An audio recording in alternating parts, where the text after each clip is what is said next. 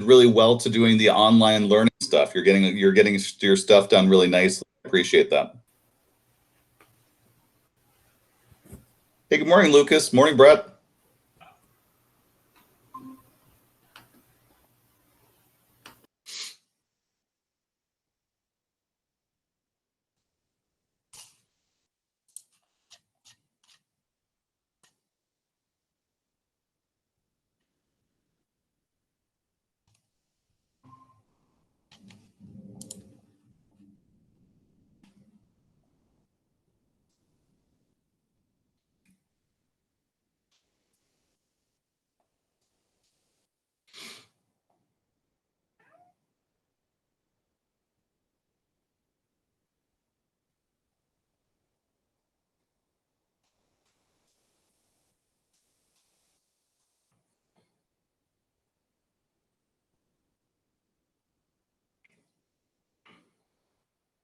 Well, we will get started. I'm recording this, so you guys will be able to access this if you're jumping in late, or else if you're watching this later, that's absolutely fine. Today is going to be the last day that we are meeting like this, and so as a group, this is the last of the classes that we'll be doing because as a department, it was determined that for our regular classes, we're going to be stopping with any new content as of tomorrow. And with chapter 29, that'll be the last of the chapters that we're doing from your textbook. For you guys, then, the place where we are is very much making sure that over the next couple of weeks, since this is Memorial Day weekend, first of all, Memorial Day is a holiday where we remember the people who died in our wars. And in the past, oftentimes you'd have people who would go out and decorate graveyards and whatever, not in a festive sort of way, but with American flags and whatever to remember the soldiers who gave their lives in combat in the various wars that we've studied in class. For you guys, though, with chapter 29, with this being the last chapter that you're covering, we stop our instruction around 1990. In a normal year, we would go further, but we also want to make sure that we're doing what we can to get you the content that you need to keep you safe. And keeping in mind that when it comes to the 1990s, 2000s, 2010s, you'll be getting instruction with your government class and with your economics classes in 12th grade that will help you fill in the blanks about what happened following the Reagan and Bush presidencies. In a nutshell, when you move past Reagan and Bush, we're seeing a country that is polarized. Republicans and Democrats very much disagree with one another. And you've now seen why, for many Democrats, they lean the direction of Franklin Roosevelt and Lyndon Johnson with liberal ideas about how the government can fix problems inside of our country. Meanwhile, you've learned about the Republicans with Reagan and Bush, who have very much adopted the ideas of Harding, Coolidge, and Hoover in the 20s and the Gilded Age, where they believe that we should have less taxes, less government involvement, less regulation, and very much embracing the traditional American ideas of individualism, free business without regulation. For many of them, a return to traditional ideas about patriotism and religion. And so we're going to find that those political divides are very much showing up in our presidential elections. So after President Bush, we have 2 terms of Bill Clinton, who is a Democrat, but a Southern Democrat who is far more moderate than Lyndon Johnson or Franklin Roosevelt. We also have political divides going on. So Bill Clinton was impeached for having an affair with somebody who wasn't his wife and then lying about it and trying to cover up. So much of the same behavior that got Richard Nixon in trouble with Watergate. Bill Clinton will face the same sort of accusations. He will also be facing an impeachment, but his impeachment fails. He is not going to be removed from office, kind of like President Trump had the same take place this past year. So there's parallels between the two. With Bill Clinton's presidency, that is the last president to ever not have a deficit, which means during the Bill Clinton presidency, the Cold War ended. We were able to kind of move into a period of peacetime without worrying about communism so much. And what we did is we cut our military spending, we cut our government programs for the poor a little bit, we increased taxes, and we actually were able to get rid of our deficit. And so for a period of time before you were born, in the late 1990s, we were trying to wrestle with the problem of what do we do with so much money? where we actually had more money coming in from taxes than we needed for the bills that we were paying. For Republicans and Democrats, though, they totally disagreed about what to do with that money. Democrats talked about doing more social programs. Republicans talked about cutting taxes.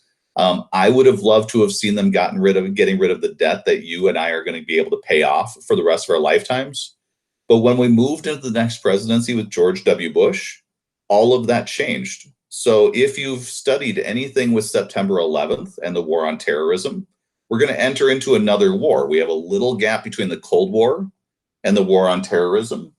And sadly, we don't know when the war on terrorism is going to end. It's been going on for the better part of 20 years now. And there really isn't any end in sight to seeing terrorism come to an end around the world.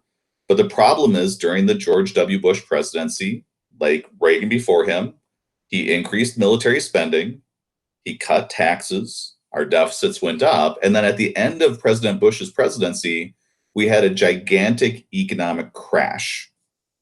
That's what we get. That's what brought us then the election of a Democrat, Barack Obama. Barack Obama recognized that when people lost their jobs, they lost their health insurance. So he created what's now known as Obamacare, the Affordable Care Act, which means that if you are somebody who doesn't get insurance from your job, there's a government program to help you get insurance in order for you to be able to be protected in case you get sick or have an injury. That issue is going to divide Democrats and Republicans even more. So for the past 4 years, President Trump has been campaigning and running on the idea that he is trying to fix what went wrong with President Obama's presidency. He's been trying to undo Obamacare. He claimed that there were too many immigrants coming into the country illegally, so he's building a wall. During his presidency, he increased military spending and cut taxes, so our deficits have gotten bigger during his presidency. And then right now, he wasn't anticipating the economy having a problem because of the sicknesses that we have. But because of coronavirus, you are living through a time right now where our unemployment has never been this bad since the Great Depression that we were studying at the very beginning of this semester. We now get to wrestle with questions that you and I have been wrestling with throughout this entire semester. And so if you think back to the history we've been doing in class, our history has been preparing you to have tools to look at today's world. When it comes to the idea of the government, hopefully you've started to form some ideas based on historical examples. Do you like liberal or conservative views on how the government should work? Should there be more government programs to help out the poor? Should there be more focus on people taking care of themselves and being reliant not on the government, but being ruggedly individualistic? Should there be more or less government regulations telling businesses what they can or cannot do? Understanding that if you create regulations, it's harder for businesses to make a profit. But if you don't have regulations, businesses are in business to make money, which means they may or may not be good to their workers or to the environment. I read the answers that some of you guys gave for your ed puzzle about the Superfund sites in the 1970s. And one of the things that was confusing to many of you guys is I asked, should there be a Superfund where the government cleaned up environmental disasters created by businesses? And many of you guys wrote, no, that's not the government's job. Businesses should do that. And what we saw going on throughout the 20th century is businesses would make their money. They would then go out of business, maybe selling to another company, maybe going through a merger or whatever. And then the businesses would take their profits and they would walk away from these environmental disasters that they'd created, leaving them behind for people like the ones that you saw at Love Canal, who moved into houses built on top of like toxic waste dumps. And the question is, who should be responsible for fixing it? It'd be great if the businesses did, but we saw businesses not, because businesses are in business to make money. When you take a look at where we are right now with the response to COVID-19, our big question is currently, what should our focus be? You know, you take a look at President Trump and he is very eager to get back to business, which is very much like Harding, Coolidge, and Hoover. There are many people, though, who even if you open up the businesses, many people are concerned about getting sick. And the question is that a role for the government to get into? Should the government be providing like tests and medical equipment and protection and guidance and regulations? Or should that be left up to the individuals to take care of themselves individualistically, even if that might mean that they might be vulnerable or in danger? The nice thing about this class, though, is when I get to this point, I have no answers for you. Your politics is going to guide you in the direction you go. And so, for some of you guys, what we've done in this class is going to reinforce your conservatism. For some, it's going to reinforce your liberalism. And I think that's fantastic. So, you need to understand that when I see you next, hopefully in the fall, but trying to do that with a pandemic is looking a little bit tricky. So, they just released the guidance for how we can come back to school. It's going to require for a period of time us following certain advices, because the epidemiologists who understand epidemics are pointing out this could be going on for a while. When I do see you again, though, your politics is not what I'm concerned about. I don't care if you're a Republican or a Democrat. I care if you're thoughtful. So what we do in our class, last year you had geography, where you learned why are people the way they are around the world based on the environments that they're living in. You now have learned historically where your country comes from. You've now learned in the past the issues that we've wrestled with. And each of these issues, whether it's economics or race or society or religion or culture, all of the stuff that happened in the past is still impacting you guys nowadays. Next year, you'll take world history. The year afterwards, you'll take government and economics. And our hope is afterwards, if you need to explain to somebody why you are the way you are politically or patriotically, it's not just done because you feel a certain way, but because the stuff that we've taught you in the past gives you evidence about how we got to where we are right now and gives you an idea about where we're going. And hopefully, when you watch things happening, like when President Trump makes decisions, or Governor Walz makes decisions, or Congress makes decisions, my hope is that you're able to go back in time and go, oh, I remember that we learned about this, this, and this from the Great Depression, and be able to compare it and say, I didn't like this part of the Great Depression. This seems similar. And that's how we use US history. So US history isn't about memorizing names, dates, and facts. And if there are some of those that you've lost throughout the semester, you and I are good. This is just meant to give you an idea. You're now coming into a story that's been going on for centuries. You're about to add to it, but you're moving into a world where all of us understand what happened in the past and it's still impacting us. So let me give you the takeaway as far as where we're going from here. First of all, Alex, your question is totally appropriate. The guidance that we have received from the administration is not to have a high stakes final exam to wrap up our course. So at this point, your class is largely finished. You're going to be completing your chapter 29 text questions and submitting them. And if your grade looks good at that point, your grade is then set. If, on the other hand, you're missing homework or you've got things that you need to get caught up on, that's what the next couple weeks is built for. You've got a 4-day weekend now this weekend, because it's a 3-day weekend with Memorial Day plus Friday. So you've got a good amount of time, and I'm not adding anything new beyond these text questions. If you find that there's stuff that you're missing that could help to make your grade better, you need to keep in mind your breakpoints. So yesterday the question was asked, what's going on with pluses and minuses? I have not received any information from the administration that says we're getting rid of pluses or minuses in our grades. So it's going to be A minus, B plus, B minus. And once you get beneath B minus, C and D is merged into pass. You're passing the class. Underneath 60% is an incomplete that will turn to a no credit next year, but they're going to give you the chance to make up the stuff that you don't have done right now. What they're highly encouraging you guys to do, though, is if you're in that NC category, talk to me and figure out what we can do, because they would love to have you having no things left over next year that you need to worry about, especially since next year when we come back to school, we may be looking at a school environment that's something like this, where maybe you're online or maybe you're online part of the time. They would also like to see your GPA go up, not down, as a result of this experience. And for many of you guys, you've done that. So for tons of you guys, you've been hanging with me, doing your work. And this is where I want to say thank you for being accommodating, for being patient, for being willing to do what you're doing. You've been through a really weird experience, and I can tell you, in all of my time teaching, I never would have pictured doing what we're doing. And many of you guys navigated this beautifully. And so you have my appreciation. I thank you tons for the work that you're doing. I thank your parents also for all the support they've been giving. But this is where we need to finish strong. So if you are good with your grade, turn in your text assignments and be done. Calculate out the difference between where you are and where you want to be. And if you've got a fighting chance of being able to elevate your grade up a grade level, you should absolutely do it. Getting to a B or getting to an A helps to build your GPA in ways that will look good, especially since eventually this will pass. We will eventually return to normal. And in 2 years, you're going to be looking for college opportunities, and having a good grade in your back pocket is going to be phenomenal for that.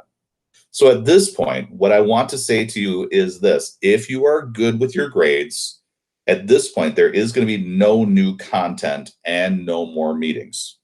On the other hand, if you are somebody who is not where you want to be yet, make sure you're turning in work. And as soon as you do, send me a message so I can find it quickly, because I've got a number of different platforms where stuff is showing up on Edpuzzle and whatever.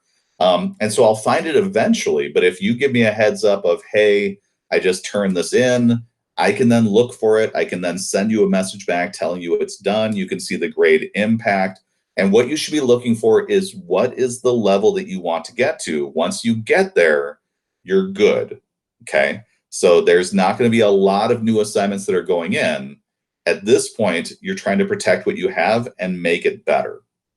I wish you nothing but the best throughout this summer. I also want to point out to you that when we take a look at where we're sitting as a country right now, as you go into the summer, there is an exhaustion that's going on currently with people who are very much struggling with the idea that where you and I live, we have not seen the impact of COVID-19 the way that other places have.